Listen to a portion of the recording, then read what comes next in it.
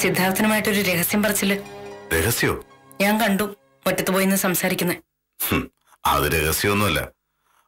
അവന്റെ പെങ്ങളുടെ കാര്യം പറഞ്ഞാ.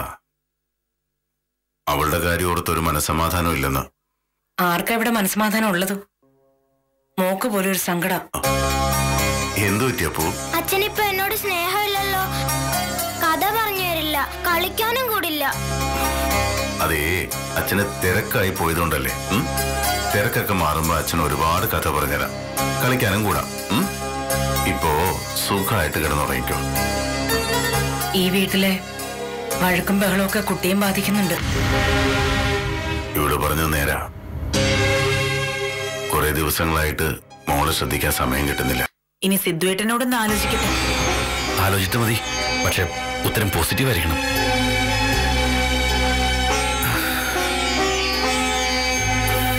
വേണുട്ട,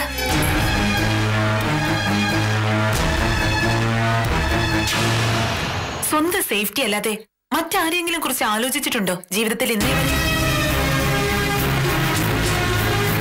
ഇപ്പോഴും ആലോചിച്ചത് സ്വന്തം കാര്യമല്ലേ, അല്ലാതെ ഡിവോഴ്സ് വാങ്ങിപ്പോകുന്ന എന്നെ കുറിച്ചോ അച്ഛനില്ലാതെ വളരുന്ന ഈ കൊച്ചിനെ കുറിച്ചോ വേണുവേട്ടൻ ചിന്തിച്ചില്ല. എല്ലാം തിരിച്ചറിയുന്ന ഒരു സമയം ഉണ്ടാവും, തിരിച്ചറിവിന്റെ സമയം.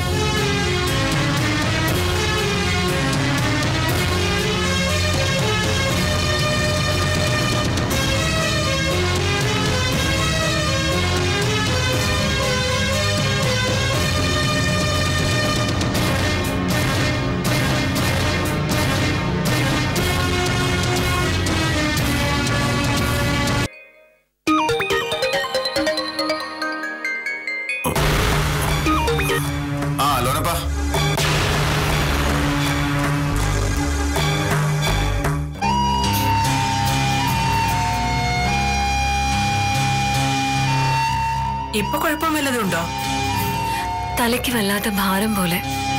അത് തലകറങ്ങി വീണതിന്റെ മാറിക്കോളും. രക്തക്കുറവുണ്ട്, അതൊരു വിളർച്ച. എന്ത് കഴിക്കാൻ പറഞ്ഞാലും മടിയ ഡോക്ടറെ. അഥവാ എന്തെങ്കിലും കഴിച്ചാൽ ഉടനെ ഛർദ്ദിച്ചു കളയും. ഓരോ സമയത്തും ഓരോരോ ആഹാരങ്ങളോടായിരിക്കും പ്രിയം.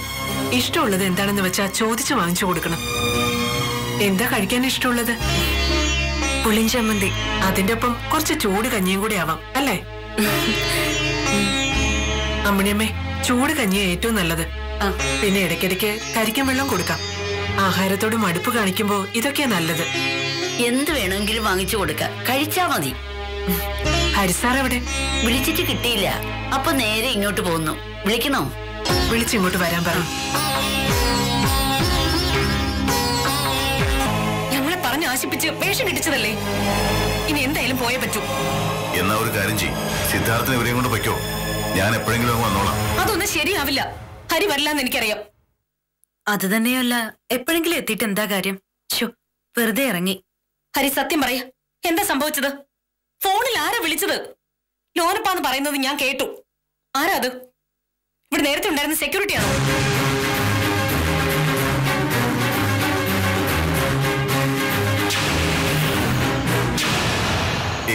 ഇത് അതൊന്നുമല്ല.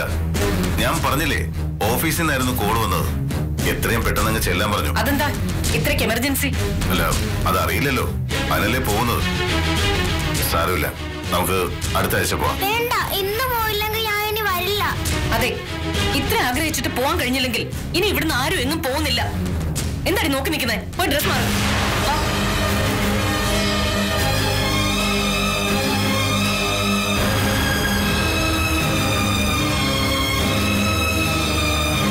കഷ്ടമായി പോയി. സാരമില്ല, ഇനി ഒരു ദിവസം പോവാലോ.